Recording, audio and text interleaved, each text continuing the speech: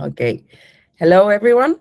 Welcome to this discussion, part of the JournalismAI Connect communities, the community activities. And in this opportunity, in specific, what we would like to address is a question that is very relevant for a lot of us in terms of also news organizations and news leaders. We know that AI has come with a great deal of transformations and a great deal of impact in terms of the journalistic work and the role of media organizations in society. But also, what happens when we discuss collaboration, when we discuss about partnerships, or when we discuss about negotiation with these tech companies on behalf of media organizations, but these models are usually the models that come as a reference are usually set in the global north. We have seen, for example, the Sport Coalition, what happens in the Nordic countries, but what happens in our countries and the so-called global south, but also we can also discuss the global majority and specifically these regions that present different nuances and specifically a lot of structural constraints that also position in different ways. And how can we negotiate? How can we place our goals in a context in which the technologies are not focused in our needs, or also the access is different. So we have been working from Journalism AI. Journalism AI as an organization has also the vision to support and organizations around the world and also mind the gaps in adoption in ways that are sensible and relevant to these organizations' needs. So how can we discuss these topics in ways that are relevant to our context, that fit our context and our needs? Today we have two amazing speakers that they have been working. Paula from Momentum Tech Task Force, Tech and Journalism Task Force. She founded news organizations in Brazil like Nexo and has been leading this conversation for a while. And Zenzele, who is also a journalist and founder and director of the Center for Innovation and Technology. He comes from Zimbabwe and he's now connecting from South Africa. They have been working on this topic and will help us understand specifically what is the situation right now, what are the possibilities, what are the different things that are at stake, and also how can we get involved in these big conversations such as regulation and incentives and much more. So I just want to stop talking, but first ask you about the diagnosis, like where we are right now. What does AI collaboration and coordination currently look in your regions specifically, Paula and Zenzele? Who is setting the agenda right now and whose perspectives or needs are still missing? That I would like to ask you both, and I will first go with Paula. Would that be okay? Absolutely. Thank you, Anna. Good morning, at least for me, and good afternoon or good evening to all of you. It's great to be here. I not only really appreciate what you're doing at the AI initiative, but also I think this idea to discuss collaboration is fundamental for all of us. I think I strongly believe that this is the way to go. So I'm very happy to be here. Um, I think that just to start the conversation, I think that when the conversation about AI and journalism started, us as journalists, we were kind of pushed into position ourselves as like, are we going to be against it or in favor of it? And there was a lot of pressure saying, we cannot miss this opportunity. We cannot deal with this as we dealt with the digital transformation moment. We cannot be behind. I think my feeling is that now we've understood that the approach is multiple. So we will need to have a critical view and a critical approach on this, acknowledging both the state of our industry and the crisis and the challenges that we have, both the architecture of this technology, also from an institutional point of view, because we are talking about the most powerful companies in human history and a level of wealth that is, and wealth and power concentration and political power that is unprecedented. So we'll have to deal with that as well. At the same time, we are also dealing with a structural technology that is already and will change. I would the way we plan and the way we imagine the future and the world that we're building. So we have no option other than to engage in this conversation. So I think I'm saying this because I think we're in a different moment, and also I believe that for a long time we us at the global south, we saw ourselves as going through a very specific crisis, and I think that for now we're kind of united. At least part of this crisis is a common crisis to all of us, so we're all of us having to think about licensing deals. We're all of us today we have to discuss the cost of developing our own tech. All of us we're discussing like what is the tech that actually serves journalism. So I think we're at a moment where the conversation between global north and global south makes a lot of sense. And finally, to answer this first round of conversation, what we've been seeing at Momentum. So Momentum is a global initiative based in Brazil that was created because we understood that global south markets are extremely relevant markets to the platforms. And from a different set of aspects, what was being developed here in our countries should be part of the global conversation in the regulatory front, in the tech development front, in the solutions that the media industry were presenting. So the idea, and that's why we work closely with partners from South Africa and Indonesia. So we work in close collaboration, Brazil, South Africa, and Indonesia, together with the International Fund for Public Interest Media. The idea is that let's transform this relevance in terms of markets into power and into solutions to our media ecosystems. Thank you, Paula. Zenzele? Yeah, thank you for convening this discussion, which I think is very important and critical. Yeah, for me, I would say from an African point of view, and from a Zimbabwean point of view, a CITE point of view, I think that the collaboration from our side is still very fragmented. Yes, there are initiatives that are happening in newsrooms, in universities, in civil society, but I find that they are not really coordinated, and there is no really regional ecosystem. And I also probably go further and say a lot of projects, a lot of initiatives that I see now are still donor-driven. You know, a media house receives a grant to do something, then invite a few others to, collaborate on a tool, collaborate on something. And once that grant ends after 2 years or so, the collaboration slows down or it dies. And also we are coming at a point where, it's like the time of, I don't know, the introduction of Christianity.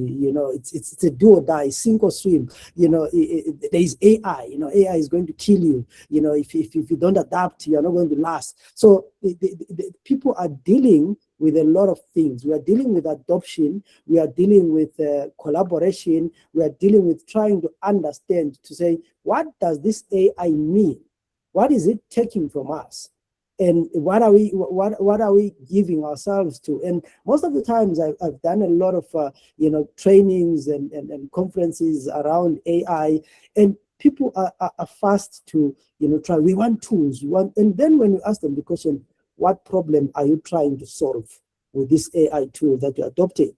And you find that's where the problem is. And if I were to say who's setting the agenda and I'll deliberate, I mean, probably I'll say the agenda is set by the global north. It is the AI companies that have much of the funding. That funding is then given to global north media organizations, global north civil society. Then the money trickles down to the global south, and we are always it's conference season right now from October to August to November. We're going to go to the capitals of the global north, whether it's Europe and America. We are going to attend the conferences, and we are going to get to other people's agenda. And half the time we're not consulted on what do you want to talk about from the global south. We get the invitation and the agenda, and we go there and fit into the agenda. So we are never asked to say, but from an African perspective, what do you think we need to discuss in this conference? Where are you coming in? What do you think is a priority? So the agenda is largely driven by the global north. Even the definition of what is an AI innovation, what my community could define as an AI innovation will not fit as an innovation in the lenses of the global north. So they have the technology, they have the money, they have set the agenda, and we are participants in something that we are supposed to adopt very fast, and our lives depend on it. And following that, I think that it's something that, yes, I think, we see a little bit of support. So yes, I think it's a common experience. But in that sense, I'm thinking, again, like beyond those models, what kind of alliances, partnerships, coordination models should media organizations in this region explore to defend their role and position within the information ecosystem? Have you thought about something that it's our own way of see these things? I don't know, Zenzele, if you want to go first in this one. Yeah, I think we do need alliances as the global south. We come from very small newsrooms, and on our own, there is nothing much that we can do to actually be heard. To start with, we don't have the resources. AI tools are quite expensive. So and we tend to depend on other people. So we need alliances when it comes to negotiating. We need alliances when it comes to which tools should we adopt. We need alliances when it comes to licensing. Just before the call, I was saying, when we look at our websites, on a daily basis, your traffic will be 50,000. 100,000. When you then analyze who are these people, where are they coming from, half the time you realize that a quarter, if not half of the traffic is bots scraping data from your website. Why are they scraping the data? They're scraping the data so that they can go and train their AI models for free. They can come to our websites, scrape the data, go and develop their models, and we get nothing out of it. So we need alliances so that we can start bargaining as a team. I mean, CITE is a small organization that is known by the big tech, and when we go there and say, we are CITE, they say, who are you? What can we help you? But if we had an alliance of the global south, going together to say, we have the local knowledge, we have the data, we have the credibility, we have the people, and we think that we should be at the same table. We think that you are using and you're benefiting from our data, you're benefiting from our audiences, and we need access to infrastructure. We need access to tools, because how do we, talk about even negotiating when we still have newsrooms that don't have computers, and the reporters use mobile phones to write their stories, or they're using a 2010 computer, and which is 10 gig, and they're supposed to adopt AI. So we have these challenges of access to equipment, access to technology, and it's only when we come together, when we share the infrastructure, that these things can work. So definitely we need a strong alliance for us to survive in this. Let me stop there because I end up talking too much. No, don't worry.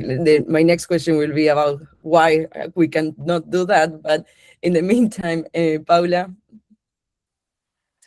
Yes, I want to separate the idea of collaboration in different levels. I think that we have a very concrete example with the alliance that we have established, which is called Control J. And I invite you to go to our website, and it's going to be renewed soon. We are about to launch 2 global efforts.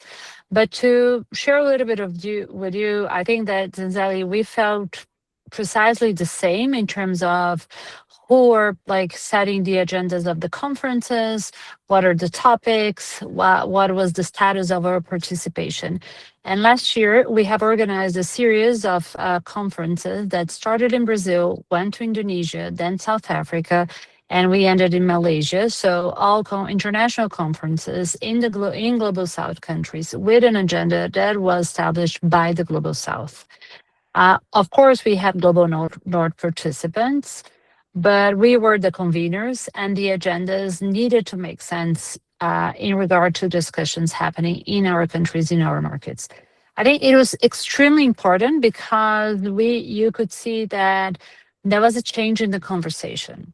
I can say that, for instance, Brazil has been a pioneer in trying to regulate big tech, and journalism has been part of this discussion. But we had for a long time Global North academics producing, publishing, and influencing this debate. Obviously, it's super welcome, and I think that collaboration needs to include academics from different countries, but they need to be led by the Global South and the local academics. So this, I think, is one example. And this alliance has expanded beyond the conferences because it also created opportunities for our governments to exchange. So just to give you an example, Indonesia it's promoting a very interesting and important discussion around copyrights, which is something that is key to media organizations nowadays in terms of legislation that will protect our content from being used for free in AI models.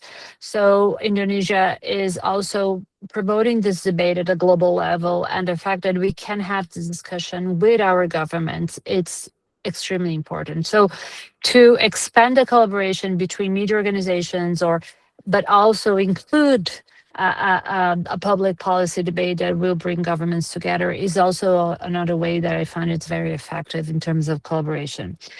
Another type of alliance that I believe it's an alliance between media organizations and the digital rights community.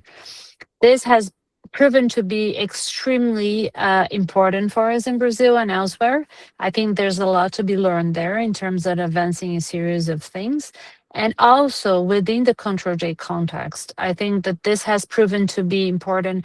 And I'll tell you, for instance, we had an inquiry, our competition commission had an inquiry against Google here in Brazil, specifically looking into the consequences to the media industry. And the fact that civil society here in Brazil was able to exchange with other civil society groups working on similar inquiries around the world informed this inquiry and the contributions coming from civil society in a very powerful way.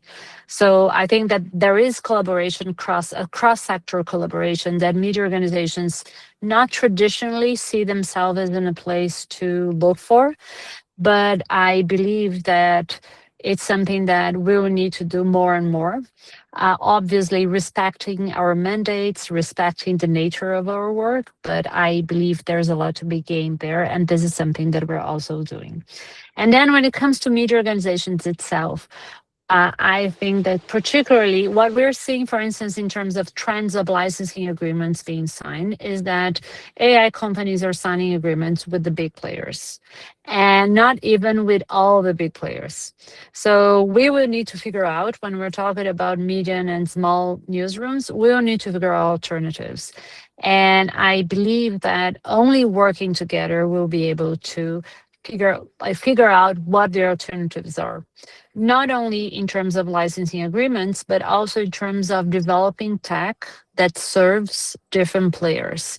And in this sense, I would say there are things, for instance, Indonesia is doing something super interesting that is creating a pool of licensing content, using content from many different publishers. I don't know if you know the case from Denmark, where 98% of the publishers came together and said, you're either negotiate with all of us or with none of us. Indonesia is more focused on creating the tech solution for licensee from different media organizations. And I also think that there are media organizations developing their own solutions that would benefit enormously from scale. So, and then I think I believe that we need to be proactive on this regard. So to give you a very concrete example, we had a meeting 2 days ago with a media organization that is developing a solution, an AI solution, and we're scheduling a demo with our partners from these other countries. So let's watch the demo, see if you're interested, see how can you so I think we also need to be proactive because this is how you build partnerships. And at Momentum, we also see ourselves in this place. So we're exposed to a lot of what's going on globally. Can we be connectors? Can we facilitate these encounters?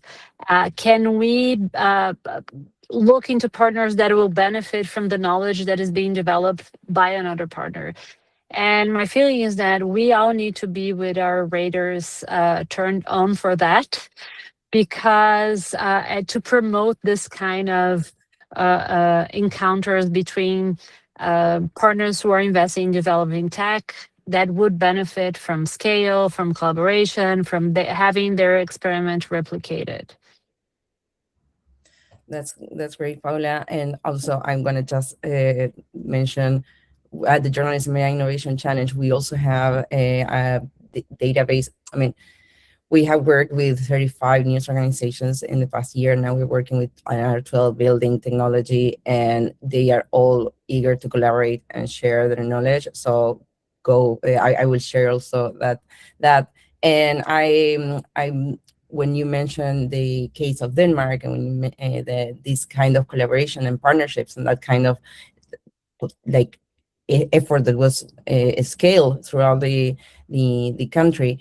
But Zenzele also mentioned about like all these challenges and like all the like why, I mean, and I would like to focus on that, like what are the main barriers to collaboration right now? Why is it because resources? Is it also because of trust? I mean, how can we also establish in this kind of a little bit of a prisoner's dilemma in which many organizations fall, because it's like some negotiate on their own and perhaps the rest need just to stick, and is it possible to have that kind of coordination in this region, and what should be taken into account?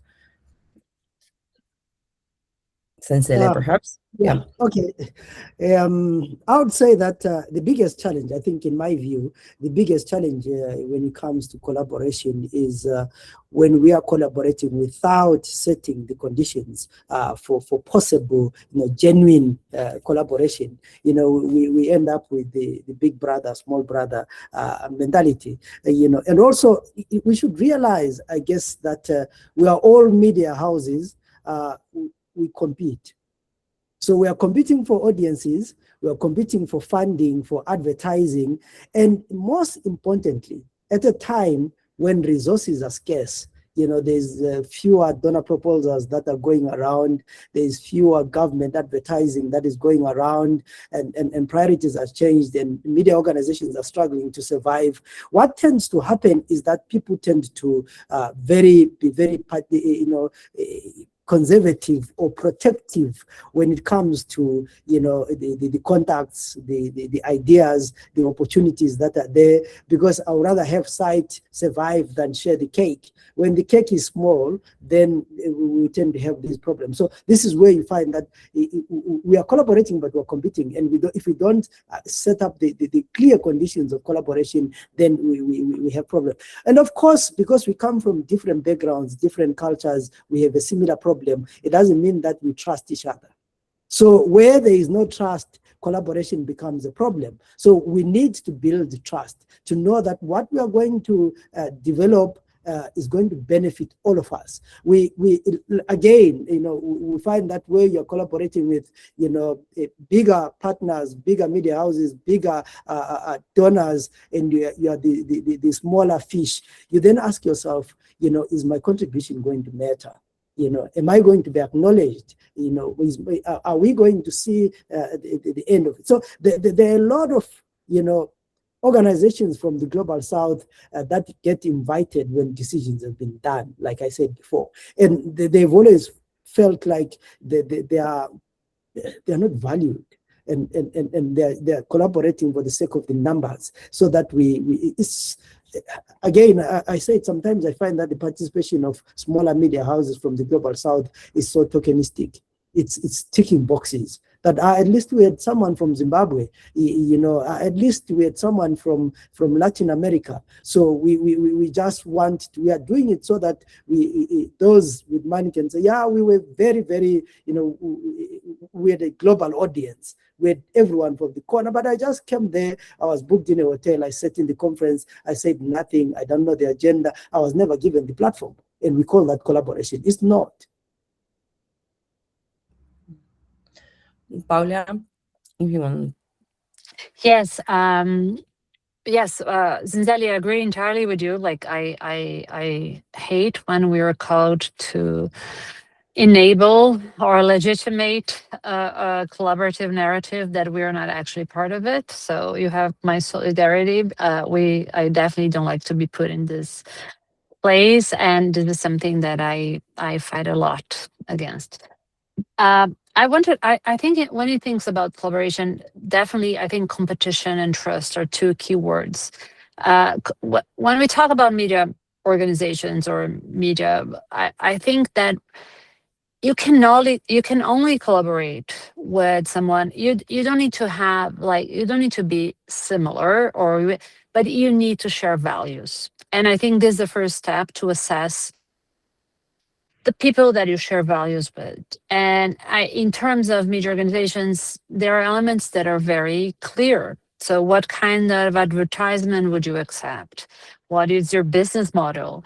How is your editorial approach? And I'm saying this because having a clear understanding about values and principles, editorial and business-wise, I think will set a better stage for collaboration. Even being able to be more upfront about where there is tension around competition. So just to give you an example, here in Brazil, I think between 15 or 20 media orgs came together to make an announcement that they don't accept sports betting advertisement. They obviously compete against each other in terms of donor funding, in terms of attention, in terms of visualization. But to put themselves together in a place as a trusted sources, we have principles. It benefited all of them. And obviously, someone could have done this alone and be the virtual organization, but to be a movement was much more powerful. So I think there are places there, and it relates immediately to the digital conversation when you're talking about sports betting. So I think you need to find ways where are the opportunities to work collectively that will leverage your relevance, your power, and all that, but with people that you share principles. I think this for me is the first element that is really important.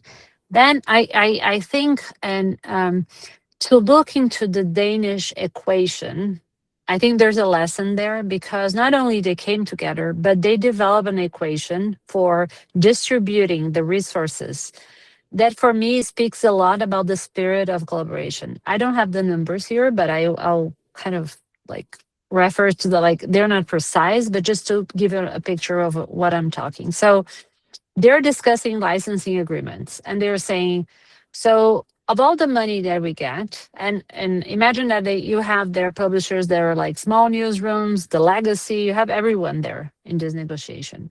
So 10% will be evenly distributed to everyone, no matter your size, how old you are, like it's going to be equally distributed to everyone. And they made this like this to signal goodwill. Then, I don't know, 20% will be distributed according to the size of a newsroom, 20% according to the number of pieces you publish a day. I don't know how much percent will according to your audience. So it's an equation that acknowledges the diversity of the media ecosystem and show that everyone is willing to compromise a little bit. And I find that this is also something that it's very difficult when we're discussing collaboration, because obviously you won't get the ideal scenario for you. There is compromise. And then my other point is, like, you need also to be very aware about what you're willing to compromise and what is a hard stop for you, what is a no-go. And I think that having a background on civil society has taught me that. So when you're working with advocacy, you need to be very clear about, like, okay, this I'm willing to compromise, and this is no. Like, I will lose everything if I say yes to this kind of thing. So you need to have this plan. I also believe that in order to collaborate, each media organization needs to understand, what am I bringing to the table? What is unique from my perspective? In the sense that, because then it doesn't matter if you're a small or a big organization. If you, for instance, if you're producing local journalists that no one else is producing, if you have access to sources, then you're adding a value that no one else has had. So to do this assessment, I think also puts you in a more powerful position to negotiate, because collaboration is also about negotiation. It's not only that it's your negotiation. And also, I think that not only what do you bring to the table, but then also, how am I benefiting from this? Because sometimes I think, especially when there is competition over our head, so the conversation is about, what am I going to lose? And sometimes compromise is also about, like, okay, but what I'm getting from here, maybe I'm getting access to a technology that I wouldn't be able to develop myself.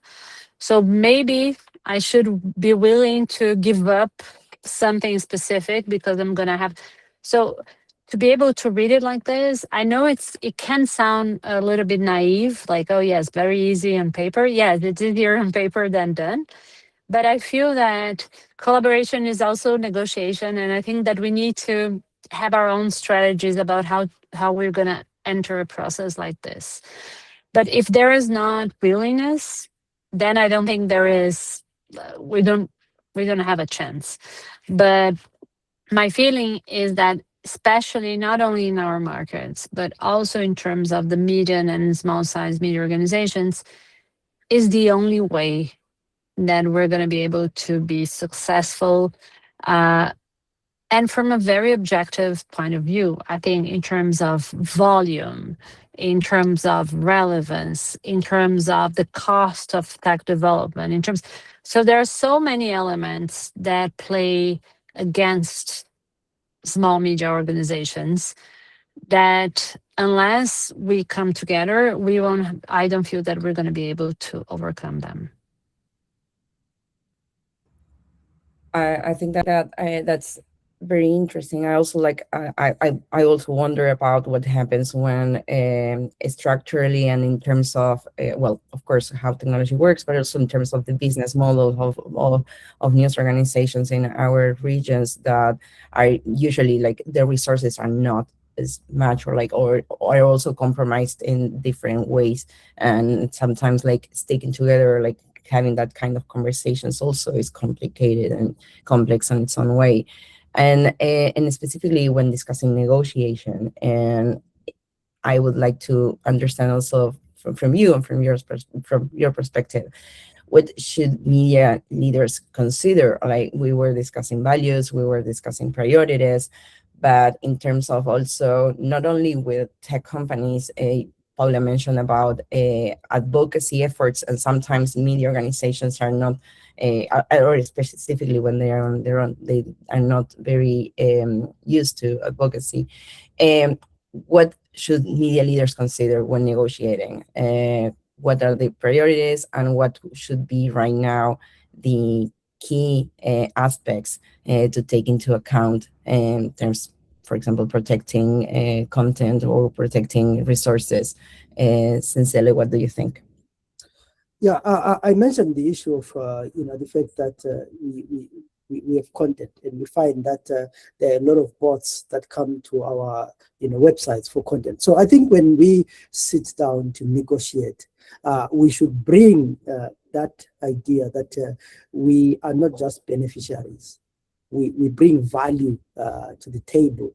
The value that we bring is that we have audiences that believe in us. We have the archives that we have collected over the years. We have the local knowledge of local relevance, and we have the languages. So we have something that we are offering. So it's not like we just coming there and with nothing. So there's something valuable that we are bringing. And it is the things that I mentioned when I'm talking about the audience, when I talk about the archives, when I talk about the local language, when I talk about the data sets that we have. That is the AI economy that everyone is looking for. And we have that. So we need to say we are not the technologists. We don't have the technology, but there's something that we are bringing. So we should not negotiate from a point of dependency, that we are dependent, we are going to get the technology, we're going to get the infrastructure, but we need to say we have something. And also, let's also ask to say, once the products have been produced, using whatever technology and whatever we contribute, what is our benefit from this? How do we get compensated? Half the time, journalism is used to train AI and many other things. And it is journalists who then, would be asked to say, who will take responsibility at some point when a biased AI has been used to write a story. And then there's misinformation, and when there is lies and all those kinds. So it is in these negotiations where we need to say, who takes the blame when something goes wrong? What is our power? Who has the risk to say, who takes the risk? Because we cannot just be blamed for misinformation, for doing that, when we were not actually involved in trying to make sure that these systems are perfect. I don't think we should also look at the fair value exchange. Paula talked about the issues of licensing. Do we have a say on the issues of licensing the products that are there, the revenue sharing? I look at the way right now big tech has reduced the value of journalism to the extent that they will reward social influencers and more than journalistic stories. And if you are to post a link on Facebook, you are actually not going to get exposure to the algorithm more than if you were to post a 30-second reel on something else. And these are the issues that we should be talking about. That the same AI that has been used by, developed using the material that we produce, then has biases against the work that we produce. So we should be looking at the fair value. Are we getting compensated for the stuff that is there? Is there a mechanism where there should be licensing that is involved? And as smaller media houses coming from the global south, this is where we need the alliances. This is where we need the collaboration. And of course, as well, Paula talked about the digital rights as well, that we need to collaborate with the digital rights activists, because at the end of the day, in Africa, some of the countries where we come from have very funny data protection laws. And these can put us at a disadvantage. I think for now, I'll stop here. Thank you. And Paula, and also if thinking about negotiation for regulation, I mean, Cecily, for example, was just mentioning the data protection law, and I mean, like, there's a lot of regulation around that we, as the media information ecosystem, we are subject to, and that has also a lot of influence in the way that AI is specifically impacting. So if you also want to bring something about that, I think that it could also. Yes, thanks. Well, I think that regulation has been one of the first instruments that media found to deal with the tech companies across the world. I think it was the first instance was, okay, this might be a way for us to get the licensing or remuneration that we're due to the use of our content to populate search and further. And we've seen examples in Australia, in Canada. Brazil has been trying to do the same, but we also see in South Africa. South Africa published a competition commission report that was extremely important and instrumental in this debate in the country, and also inspired our other countries. So I think regulation, it's extremely important, is not alone going to be the solution. I think that regulation is important because it can guarantee minimal legislation that will set parameters for the kind of licensing agreements that can be signed, can establish remuneration to media houses and journalists. What I feel here are two important things. One is media has to become literate about what is at stake with regulations, because these regulations will have an impact in the market. So our regulations that when we talk about favoring being positive to journalism, we have very diverse media ecosystems in our country. So is this a regulation that will create an even more concentrated market, or is a regulation that will create a more democratic market because the remuneration will be split in a way that will favor diversity, plural, a strong media ecosystem? So we need to understand what is at stake, and that's why partner with the digital rights community is so important. I also think that we need to understand that this is not the end of the game; it's the beginning. We need to have proper legislation in order to be protected, in order to our content be protected. So the whole discussion about copyrights is key for us right now, but it's not enough. This is not what's going to be, this is not the answer to all of our problems. I think there is a part, and a big part, that belongs to us. We need to also develop the solutions. We need the legislation is needed, is fair, and at Momentum, we are great advocates for that. It's not enough. And on that regard, I want to mention something that is not immediately related to AI, but is related to how we structure our businesses or our organizations. And at the end of the day, it will have an impact on how we deal with AI. IMS, International Media Service, has published a report about how to unlock capital to fund media organizations.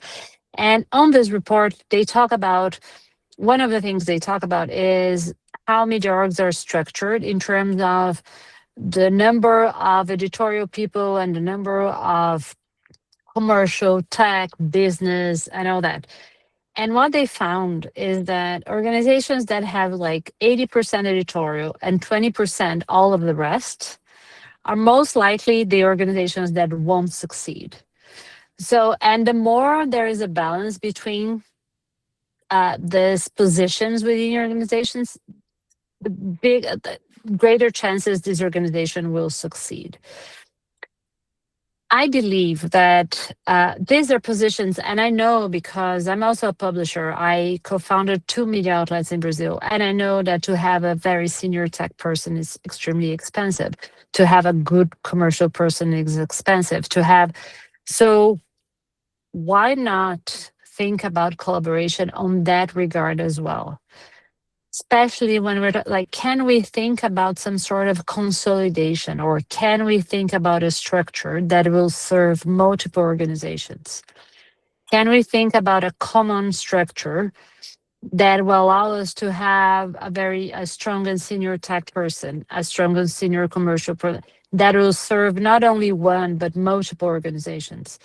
The level of coordination that is needed in a situation like this is huge, but the impact could be amazing. I think that then organizations will finally have access to professionals that could make an impact on their day-to-day operations. So I feel that at the same time that the market is more and more fragmented in terms of dispersed, in terms of, it's also calling for us to reimagine the architecture of our work.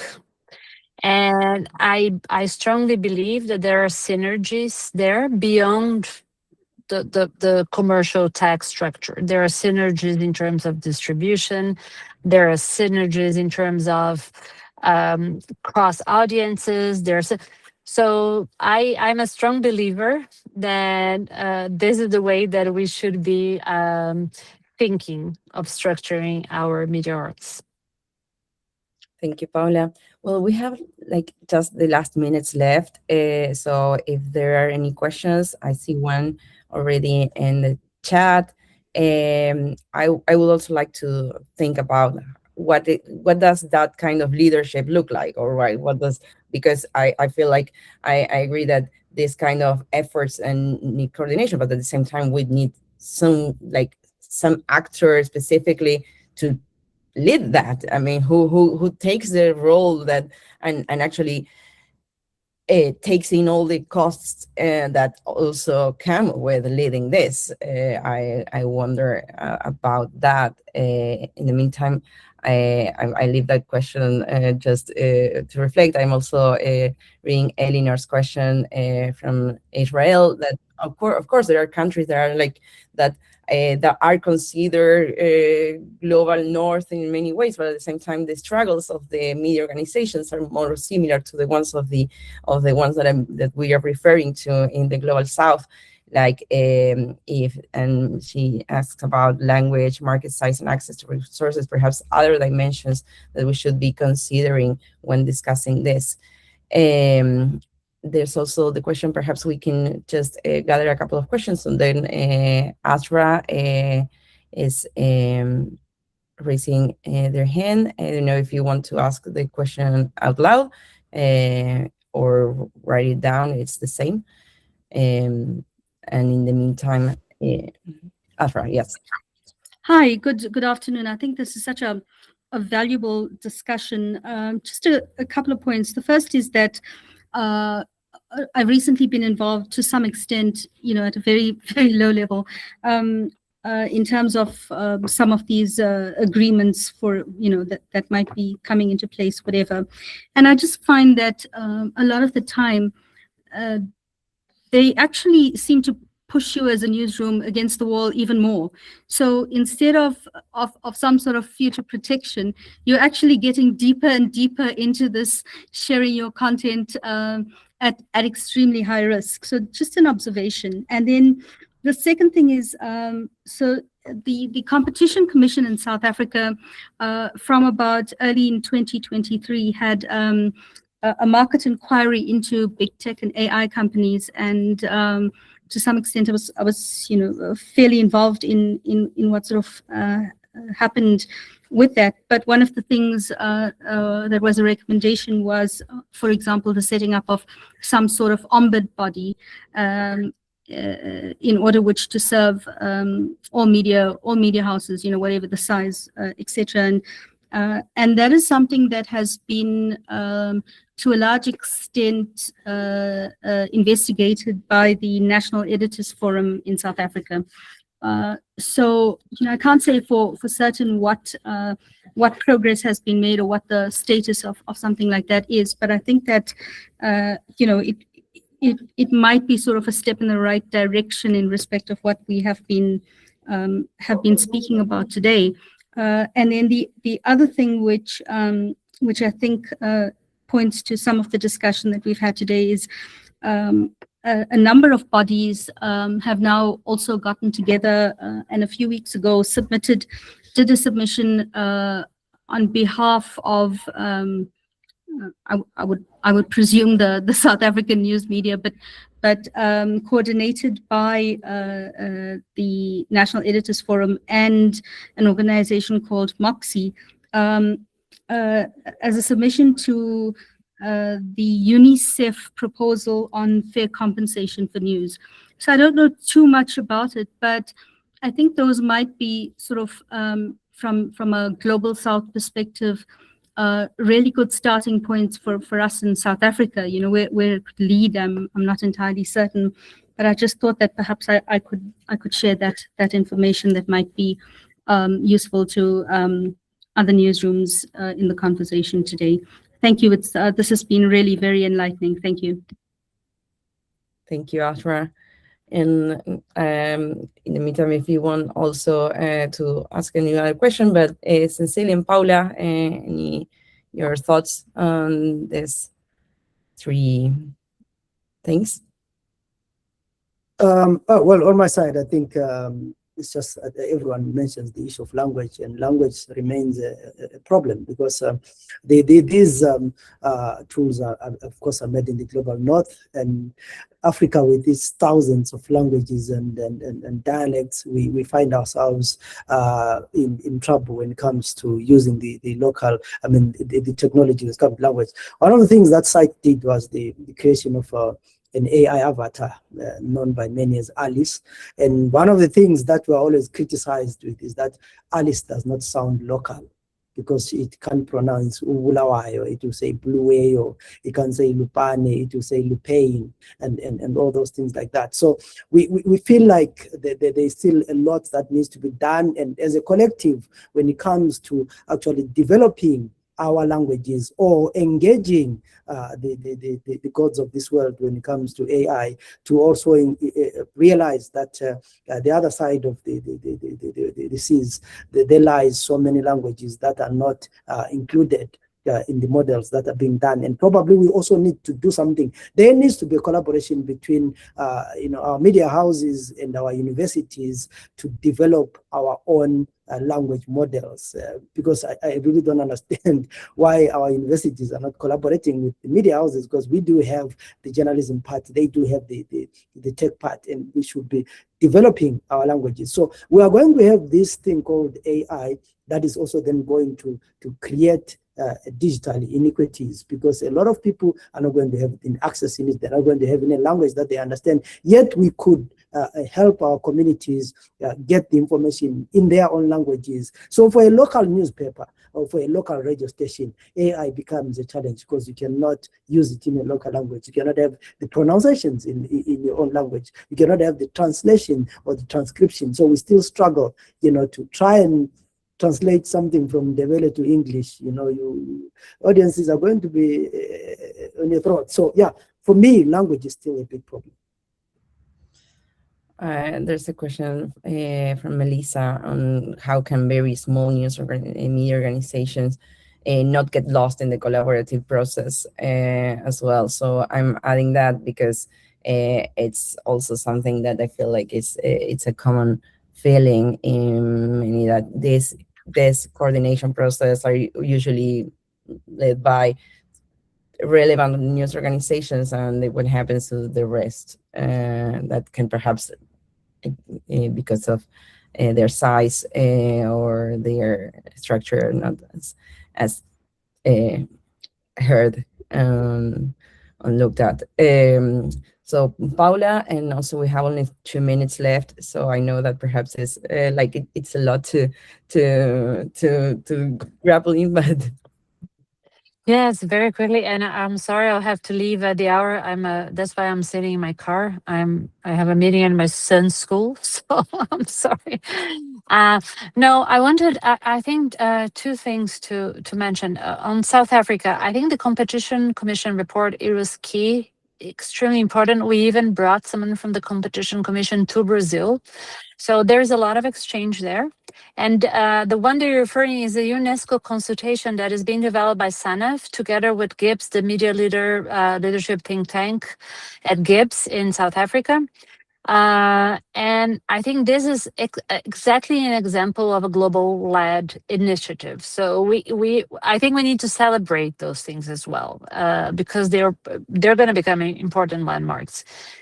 On the small media organizations, I think your question is extremely relevant, because I think there are different levels of access, definitely. And especially if you consider the platforms, for instance, you can look into where they have offices, who are the media orgs who are participating in their programs. This is already, like, it shows a lot of inequality. And we need to address that on our side as well. And without, I'm not able to share a lot, but please, if you go to the Control Day website and leave your email, we're going to launch 2 global initiatives, one based in research and another in small convenings, that is obviously not going to solve all that, but is also a way of bringing other people together to this conversation, other media organizations that haven't been part of this conversation. So please subscribe to the newsletter, and you're going to be informed of these 2 initiatives very soon. Thank you very much. I have to leave, but it was a pleasure, and please feel free to reach out. Everything that we publish on our website, we publish in Portuguese, English, and Spanish. And please do reach out. The power of our network is our network. So I'm happy to stay in touch. Thank you, Paula. Thank you, Zenzele. I will be sharing all the links. And sorry, there were like very relevant questions, but we met the hour. Again, thank you everyone for joining. The idea is that we also can address this kind of questions and this kind of reflections around the work of news organizations and this age of transformations, and how can we stand and how can we preserve the value of our work. And at Journalism AI, again, we offer a wide range of opportunities, specifically, for example, to learn about AI. We have just launched Discovery Lab Foundation, that is the adaptation of Discovery, the course perhaps that many have done, but we are also working in addressing many other gaps and needs. So please just reach out in case you have any question, in case you have anything that you would like to discuss. We are here to support this. And thank you, Zenzele. Thank you again for your generosity and all the thoughts, the provoking thoughts that you brought to the table. I think that they are very relevant, and hopefully we can also work towards a more equitable and with opportunities for everyone, and specifically the traditions. And again, thank you everyone for joining us, and see you next time. And register also for the festival that will also have our online alternative for everyone. Again, thank you, and see you soon.